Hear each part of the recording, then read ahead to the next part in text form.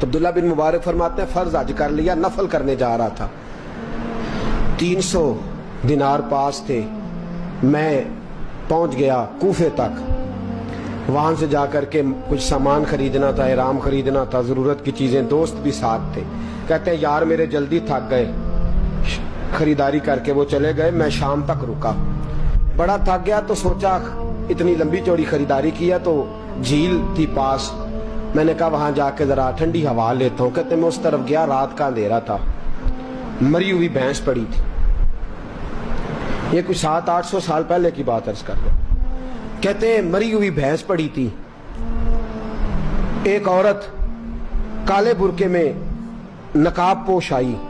اور اس be be نے مری ہوئی بھینس کا خنجر سے گوشت کاٹا، تھیلے میں ڈالا اور دوڑی،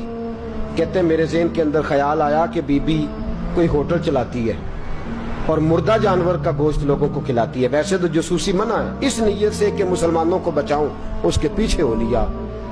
کہتے ہیں وہ گلیاں گزرتی گزرتی کوفے کی تنگ گلی میں گئی، ایک بڑا سا دروازہ لکڑی کا، بڑا پھاٹک جو پرانے شہروں میں ہوتے،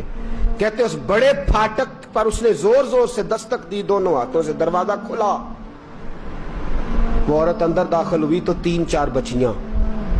جھٹ سے اس کے گرد اکٹھی ہو گئیں، اماں کچھ لائی ہو؟ تو رونے لگی، کہنے لگی میں کچھ نہیں لا سکی، کہنے لگی یہ مردہ جانور کا گوشت ہے، اور حضور نے فرمایا جب مرنے لگو تو مردار کھا کے بھی جان بچا لو، اب میں دیکھتی ہوں تم سے کھڑا نہیں ہوا جاتا، نہ کھاؤ گی تو گر پڑو گی، یہ مردہ ہی ہے پکا لو، کہتے ہیں اگلے لفظ اس عورت نے کہے تو میں باہر کھڑا چیخنے لگا، وہ کہنے لگی ہم سید زادیاں ہیں، صدقہ زکات کھا نہیں سکتی، پر سب روگاں دا روگ محمد، جس دا نام غریبی، کنڈ ولا کے لنگ جاندے، سب دوست یار قریبی، سید ہیں، صدقہ زکات یہ مردار کھا کے گزارا کرو، کہتے ہیں پھر اس عورت نے 4 بیٹیوں کو سینے سے لگایا، کہنے لگی تمہارا باپ زندہ ہوتا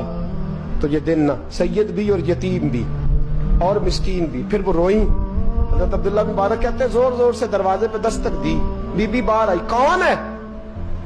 تو میں نے کہا میں عبداللہ بن مبارک ہوں، محدث ہوں، زمانہ مجھے جانتا ہے، میرے شاگردوں کی لسٹ بڑی لمبی ہے، کہنے لگی اچھا تو؟ کہنے لگا یہ 300 دینار ہے، تو مہربانی کرے تو رکھ لے، چلے اپنا کام کریں ہم جانے ہمارا، کہتے میں نے زمین پہ گھٹنے ٹیک کے نا تو سیدزادی کے آگے ہاتھ باندھ دیے، میں نے کہا میں نوکر ہوں، تم اولاد ہو،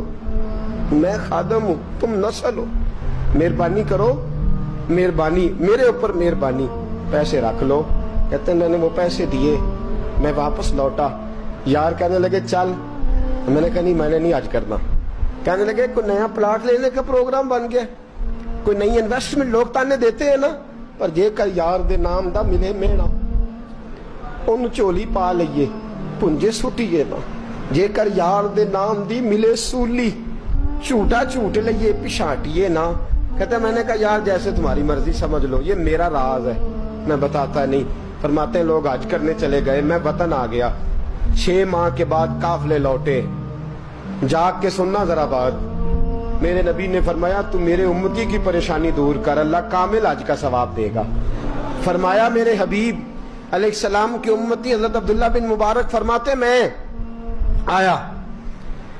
حج کر کے، حاجی آئے تو میں بڑی حسرت کے ساتھ، میں گھر میں روتا تھا، سوچتا تھا آج وہ مینا میں ہوں گے، آج وہ مزدلفہ عرفات میں ہوں گے، آج وہ لوگ جمرات کی رمی کر رہے ہوں گے، میں تڑپ کے سوچتا تھا آج در رسول کی حاضری دے رہے ہوں گے، کہتے میں روتا تھا، جب حاجی لوٹے 6 ماہ کے بعد تو حاضری دینے گیا، ملنے گیا، پہلا دروازہ کھولا حاجی صاحب نے، میں نے کہا مبارک ہو، کہتے ہیں میں نے مبارک دی ذرا سنیے گا، کہتے ہیں وہ حاجی مجھے ڈانٹنے لگے، کہنے لگے چھوڑ یار اتنا بڑا آدمی ہو کے تو غلط بات کرتا ہے، میں نے کہا کیا ہوا؟ کہنے لگے تو نے ہمیں کہا کہ جانا نہیں، اور پھر ہم مینا میں آوازیں دیتے رہے تو بات ہی نہیں سنتا تھا،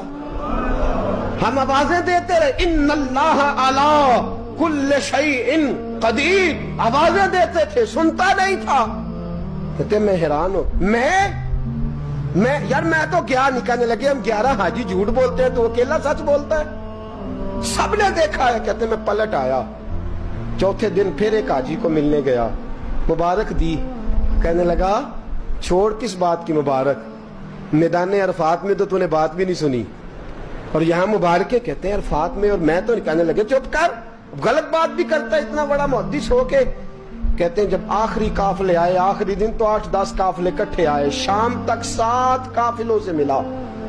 हर एक मुझे कहने लगा बंदे के पास घोड़ा नया आ जाए, सवारी बड़ी आ जाए तो यारों से तो मिलना चाहिए ना, तू आवाज ही नहीं सुनता था। फरमाते हैं मैं थक गया कि इलाही माजरा क्या है, मैं तो यहाँ इस शहर की गलियों में फिरता रहा और ये सारे हाजी क्या क्या रहे हैं। फरमाते हैं रात को हजरत रबी बिन असलम, वो बहुत बड़े बुजुर्ग मुहद्दिस थे, वो भी हज करने गए, दरवाजे पे दस्तक दी, बाहर आए तो झगड़ने लगे। कहने लगे तूने मुझे किस मुश्किल में डाल दिया है,